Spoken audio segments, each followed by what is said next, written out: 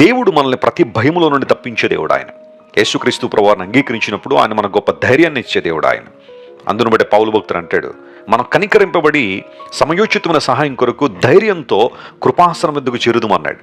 ధైర్యంతో రావడమే. దేవుని దగ్గరికి వచ్చిన ప్రతి ఒక్కడు ధైర్యంగా ఉంటాడు. ఏమి జరిగినా, ప్రపంచంలో ఏమి జరుగుతున్నా దేవుడు నాతో ఉన్నాడు, నాలో ఉన్నాడు, నన్ను బలపరచువాడనే ధైర్యం అనేక మందిని స్థిరపరుస్తుంది. ప్రియ దేవుని బిడ్డ, ఒకవేళ ఈరోజు నీవు కూడా భయకంపిత వాతావరణంలో ఉన్నావా? నీ జీవితంలో ఎక్కడలేని భయాలన్నీ నీ మీద పడుతున్నాయా దుమ్మిగా?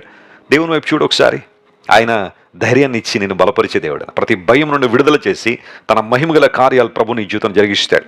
నీ బిడ్డల వివాహాల కోసం భయపడుతున్నావా? లేదా నీ ఆర్థిక స్థితి ఎలా ఉంటుందనే భయం నీళ్ళకు వచ్చేసిందా?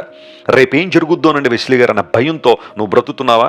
ఆ భయం గ్రిప్లో నుండి ప్రభు నిన్ను విడుదల చేసి తన బలీయమైన కృప ద్వారా, పరిశుద్ధాత్మ ద్వారా నిన్ను నింపి తన మహిమ కొరకు వాడుకోవాలని దేవుడు ఆశిస్తున్నాడు.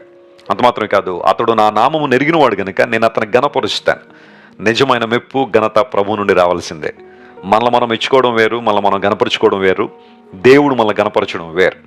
హెచ్చు అనేది దేవుని దగ్గర నుండి రావాలి. దేవుడు ఒక వ్యక్తిని హెచ్చించాలని ఆశపడ్డాడంటే ఎంతమంది ఎదురొచ్చినా, ఎంతమంది అడ్డు నిలిచినా ఆ కార్యాన్ని ఆపలేరు.